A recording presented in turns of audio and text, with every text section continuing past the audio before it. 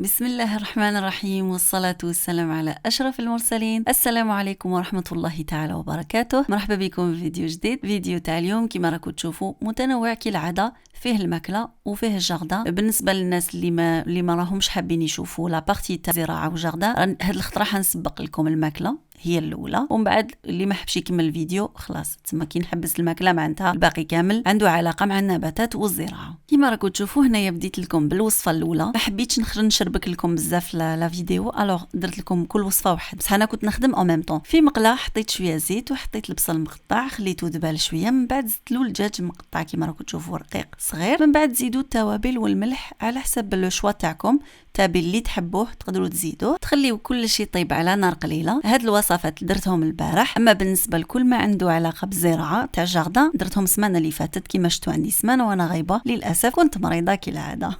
ادعوا لي بالشفاء ان شاء الله، ربي يشفي جميع المرضى ان شاء الله. وتانيك حطيت البطاطا تفور، تقطعوها مرصوات صغار، حطوها تفور، ومن بعد ولا قدرتوا تقليوها في شويه زيت ولا في شويه زبده. بصح انا هاد البطاطا اللي استعملت من النوع تاع البطاطا اللي تذوب، الوغ حطيتها هكاك ديريكتومون في الملاكغه، زدت عليها هذيك لاصوص اللي وجدناها مع الاول وحطيتها في الفرن على 180 درجه. من بعد زدت لها الفرomاج غابي. بالنسبه اللي ما يحبوش فرomاج غابي ولا ما عندهمش ما يديروش، كيما تشوفوا من بعد تشوفوا بلي انا درت كاينه اون بارتي ما درتلهاش، عندي بنتي ما تاكلش فرomاج. ودوكا ندوزو للوصفه اللي شويه كومبليكي صراحه، لازم نهار اللي ديروها يكون عندكم الفطور، وهذه زياده. هذه من الوصفات اللي دارت حاله البارح في لي ستوري في انستغرام وفيسبوك، كاع دومونداو لي لا ريسيت، الوغ على بها زربت لكم اليوم فيها. هنا كيما راكم تشوفوا انا استعملت كيلو تاع البرغل، مي فينالمون ما كبكبتهمش كامل كيلو، درت النص قليته والنص اللي بقى درتو كباب الصينيه.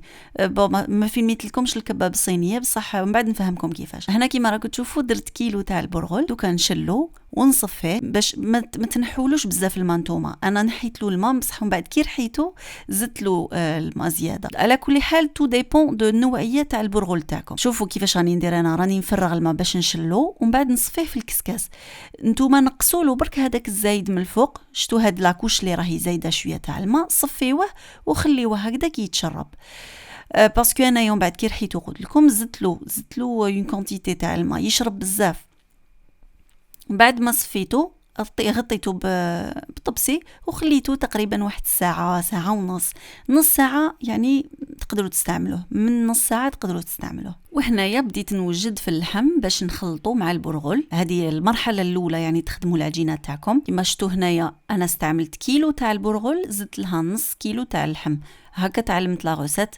يعني هذه زعما يقول لك هذه هي الاصليه، ومن بعد كاين اختلافات زيادات، مي بصح الاصل ديالها هي كيلو برغل وكيلو نص كيلو لحم يكون هبره، ما فيه والو تاع شحم. دوكا نقطعوا مرصوات وندوزو في الماشينه اللي راكم تشوفوا فيها. حبيت برك نقول لكم باللي بالنسبه للناس اللي يشرو لا فيوندا شي واجده برا، انا صرات لي واحد العفسه هكذا ما وليتش كامل نشريها واجده، وليت نشري اللحم ونرحيه انا في الدار. شريت لا فيوندا شي ومن بعد كي جيت للدار طيبت به، وكي كنت ناكل نحيت مرصو تاع لو ميتال اللي هو الحديد من فمي. كي شتو تخلعت، ما فهمت والو، قلت شنو هدايا. انا كنت حسبه، قلت بالك كاش بلومباج من هذوك لي زونسيان بلومباج تاع البلون اللي تنحى. ومن بعد تيك الباقي تاع لا فيونداشي اللي كانت بقات هذيك العشيه كملت جمعتها. كي كنت نجمع فيها نلقى مرصوات تاع الحديد في لا فيونداشي. الوغ من هذيك الضربه ما وليتش نشريه، وليت نرحيه انا في الدار بيدي. الوغ ردوا بالكم ولا كنتو تشروه واجد، فيريفيو اللحم تاعكم قبل ما تكونسوميوه. نكمل لكم الوصفه. كيما راكم شفتوا جوزتو المره الاولى وعاودت له بالمره الثانيه الرحايه تاعي، يعني الحجم تاعها الصغير كامل، لو ديسك الصغير كامل.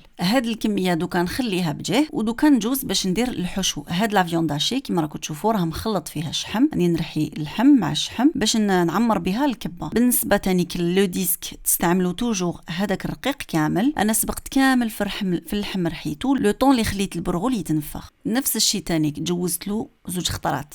دوكا جات دالت البرغل جوزت له تانيك في لو ديسك رقيق، خدمت كامل المرحلات تاوعي كامل بلو ديسك رقيق. كيما راكم تشوفوا باش ولا راكم تشوفوا بلي راني نزيد في الماء باسكو جاني بزاف ناشف، شرب بزاف الماء تاعو. كنت نزيد له تقريبا زدت له للكيلو واحد 2 كيسان تاع الماء، ناقصين 2 كيسان. نتوما ما تروحوش تزيدوا ديريكتومون حتى تشوفوا لاباط تاعكم، يعني تبداو ترحيو وتمسوها هكا في يدكم، ولا تقدروا تفورميوها اون بول تشوفوها ولا طريه ولا ناشفه ولا لا هكذاك اللي تبداو تزيدوا في الماء بشويه بشويه. القيس السواسوا ما نقدرش نزيد لكم باسكو على حسب كيما السميد، كاين اللي يشرب كاين اللي لا، كيما الفرينه كاين اللي تشرب كاين اللي لا. وشنو ردوا بالكم من الاول كي تبداو تزيدوا ما تزيدوش كلش على ضربه. بعد ما كملت جوزت لها المره الاولى، حطيت لها التوابل وحطيت لها البصل، حطيت لها 2 بصلات صغار، تقدروا تحطوا بصله موين ولا بصله كبيره على حسب كيما تحبوا. بالنسبه للتوابل درت فلفل كحل، شويه كمون، شويه راس الحانوت وشويه فلفل احمر، وزدت لها تاني دبس الفلفل كيما يقولوا هما، دبس تاع الفلفل ولا فلفل كونسونطري كيما كونسونطري دو طوماط بصح تاع فلفل. هاد الشيء اختياري، كاين اللي يديروها غير بالملح وفلفل كحل، انا بالملح وفلفل كحل ما تعجبنيش، تجي صامطه. هاد الخطره كي زدت لها توابل واحد اخرين عجبتني. الكمون في الشام، يعني كي نقول لكم الشام نقصد دمشق، هما يسميو روحهم الشوام، اوبليغاتوار يزيدوا لها الكمون، وصح تعطي لها ذوق سبيسيال، شويه سبيسيال. انا هاد الخطره زدت لها ممشيه من راس الحانوت، ما نقدرش نقول لكم واش من راس الحانوت، انا صراحه حتى نشم باش نعرف هذاك الراس الحانوت ولا يوالم هذيك الطبخه ولا لا. انتوما ما تريسكيوش، ولا خفتوا ديروا غير الكمون فلفل كحل ملح، ولا خبيتوا تزيدوا شويه طوماطيش تاع البواطه بابريكا، ولا تو سامبلومون ما ديروش. هضرت بزاف، نكملوا الوصفه تاعنا كيما شفتوا: البرغل، الملح، فلفل، التوابل، البصل واللحم الهبره هذاك اللي كنا رحيناه مع الاول اللي ما فيهش كامل شحم. نعاود نحط كلش في الماشينه، نعاود ندورها تما، نعاود نجوز لها ونرحي كلش كيف كيف. وكي نكمل كامل نمسها بين يديا ونشوف تانيك ولا مخصوصه الماء ولا لا. كي نكمل نجوزها نرحيها كامل، ولا شفتوا الماشينه تاعكم ما رحاتهاش مليح، زيدوا عاودي لها اون تروازيام فوا، سينو عجنيها باسكو هي لازم تتعجن. مور ما تكملوا ترحيوها لازم تعجنوها يا بيدكم يا تجوزوها في البيتران. انا حطيتها في البيتران وعجنتها لي ما شاء الله. هنايا راني رايحه نوجد الحشو كيما راكم تشوفوا، سبقت في اللحم بيسك فيه الشحم، حبيت نستعمل هذيك الشحمه اللي رايحه طيح منه كزيت باش نقلي فيها البصل هكا، باش نيفيتي ما نديرش الزيت في الحشو تاعنا. هكا طيبت كامل لا فيونداشي هذيك حتى تلقت الزيت ديالها، نحيتها، درت البصل المقطع حطيته ودرت له التوابل، ملح، فلفل كحل، راس الحانوت، اي حاجه تحبوها تزيدوها، كل واحد ولو غو تاعو.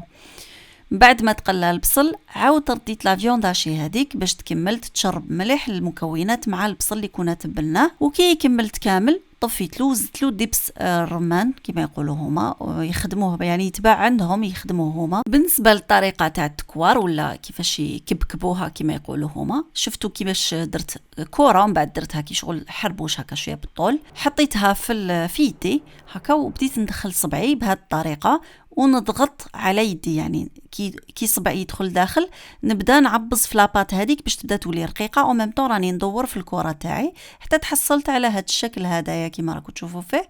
نتوما رقوا قد ما تقدروا، ومن بعد تعمروه بالحشو وتغلقوه تانيك بين صبعتيكم هكايا، الزوج هذوك اللي قرب على بعضهم، السبابه والابهام، تغلقوها بهذيك الطريقه وتفورميو كي شغل حبه قارص. فوالا هذه هي الطريقه سهله، مع لا براتيك تولوا توالفوها. المره الاولى ما تجيكمش شابه، ما يجيكمش الحبات شابين، يجيكم معوجين، تجيكم خشينه ايتو، ومن بعد مع الوقت تولوا توالفوا. تستفوهم في سنيوه وديروهم في الفريجيدير يبردوا شويه. انا صراحه ما درتهمش في الفريجيدير وخرجوا لي هايلين ما شاء الله. سخنت الزيت، يعني سخنتها على نار قليله، ما درتهاش قويه ومن بعد نقصت لها. اللي عنده اندكسيون ولا فيترو سيراميك، انا اندكسيون درتها في السانك بالغاز، ما على باليش صافيك ديروها متوسطه ولا قليله تنقصوا لها كامل. عندي بزاف ما طيبتش بالغاز للاسف، الوغ ما نقدرش نقول لكم. كي تقلوهم كيما المقروط، يعني تقلوهم في ماعون اللي يدخلوا كومبلي لداخل ماشي في مقله، وتشوفوهم كي بداو يولوا دوغي تنحوهم. هاي ليك اللون تاعهم شويه فونسي على الاولاني اللي وريت لكم، كانت مازال ما طابتش.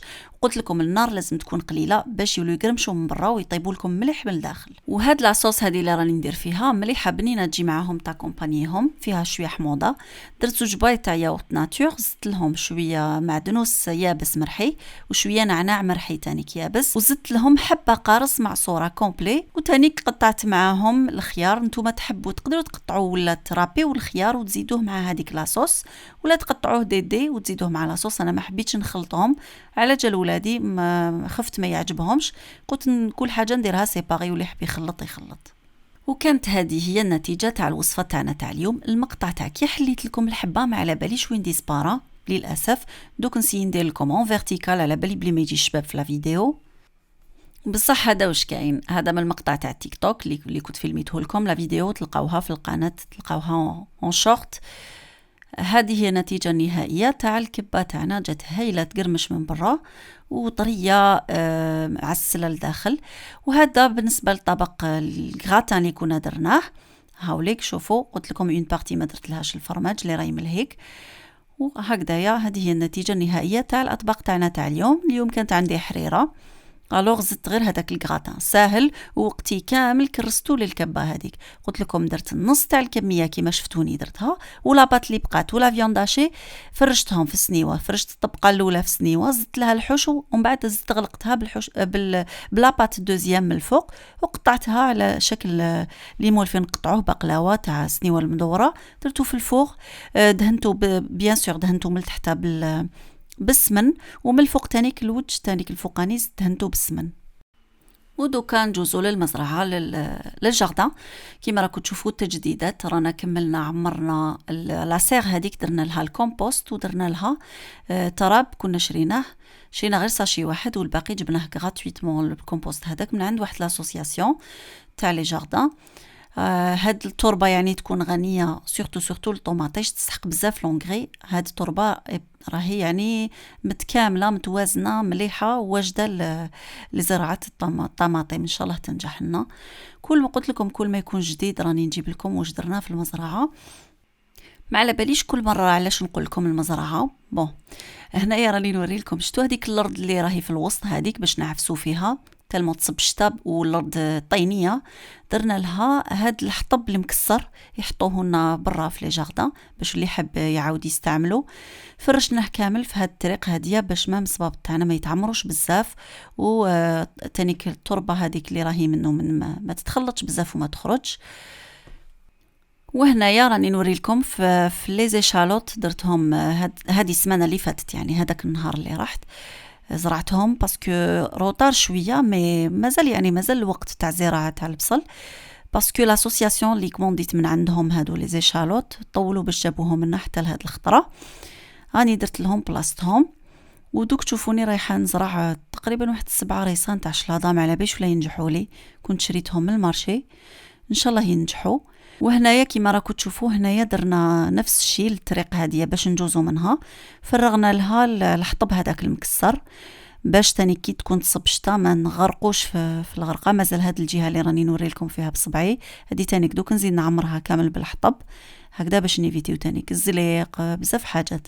نديرو طريق باين وين تعفسو، ما تخلطوش في البلايص اللي زرعنا فيهم، ما نخلطوش فيهم برجلينا. وهذه هي الشلاضه اللي راني نوري لكم فيها، راني رايحه نزرعها، ما نعرف ولا تنجح لي ان شاء الله تنجح. دوك نسيي ونقول لكم كل مره قلت لكم نعطيكم جديد باللي نجح باللي ما نجحش. هذيك لاسيغ تاع زروديه هذيك مازال ما عاودش حليتها باش نشوف ولا نجحت زروديه ولا لا. فوالا هادو 7 ريسان تاع شلاضه، قلت لكم سيتي با بريفو نديرهم باسكو شريت زريعه تاع شلاضه، ولا كنت نستنى تانيك كي يديروا المارشي سبيسيال تاع هادوما تاع لي بلانت يعني تاع الزراعه، قلت نشري ديريكتومون الو ونشوف بلاصتها في جاردان وين نديرها. هنايا راني درتها من جهه مرزروديه، بلاصه هذيك اللي بقات، قلت نجرب ونشوف زهري فيها. الطريقه تاع الزراعه ديالها سهله كيما راكم تشوفوا، تنحوا برك بلاصتها ديروا لها لو ترو تاعها، تحطوا الشلاضه وتعاودوا تطاسيوها من الفوق شويه هكايا، تعبزوهاش بزاف باسكو الارض ديجا راهي طينيه. ومن بعد رحت باش نقلب الارض، كنت جبت لاغرولينات من لاسوسياسيون هذيك اللي رانا اديرو معاها، يسلفوا لكم الدوزان الماتيريال كيما تحبوا، يعني الدوزان اللي عندهم يسلفوهم لكم باش تخدموا بهم. انا عندي الماتيريال تاعي بصح كاين حاجات ما عنديش وعندهم هما يسهلوا علينا الخدمه. شوفوا هذه يعني ديروا البوا تاعكم فوقها باش تتفيكسا مليح في الارض وتقلبوا بها بهذه الطريقه، تسهل عليكم بزاف الخدمه، خير من البالا وخير من الفرشيطه، تعاونكم بزاف في الخدمه. هاد البلاصه راني نوجد فيها باش نزرع فيها البطاطا، والبطاطا ما زالت عندي في الدار راني نبت فيها، خاطر لازم حتى يخرجوا لها لي غاسين هذوك كيما احنا نشوفوا بطاطا بدات تنبت في الدار، هذيك هي اللي لازم تولي خضراء ولا فيولي لي غاسين تاعها، هذيك هي لو مومون اللي لازم تحطوها يعني في لاتير تاعكم باش تبدا تنبت. ومازال شويه الجليد عندنا، من داك يجي الجليد الوغ قلت نزيد نصبر شويه بالك السمانه الجايه ان شاء الله نديها. وهكذا نكونوا لحقنا لنهاية الفيديو تاعنا تاع اليوم. ان شاء الله تكون عجبتكم لا فيديو، وان شاء الله يكونوا الوصفات عجبوكم جاوكم ساهلين. نتمنى انكم تجربوهم وتردوا لي بالخبر. سورتو الوصفه تاع الكبه هذيك ما تندموش عليها، بزاف بنينه. انا كانت بزاف تشاهيني بكري كنا نشوفوها في التلفزيون. المهم رانا تعلمنا هذوك، اليوتيوب راهو يعلمنا كلش، لي سيت انترنت راهم يعلموا كلش، غير اللي ما حبش يتعلم. لحقنا الى نهايه الفيديو تاعنا تاع اليوم. ان شاء الله يكون عجبكم، ولا عجبكم ما تنسونيش باللايك، الاشتراك، تفعيل الجرس، تبارطاجيو لا فيديو مع احبابكم وصحابكم. وما بقى لي غير نقول لكم تبقوا على خير، ملاقات الخير، والسلام عليكم ورحمه الله تعالى وبركاته.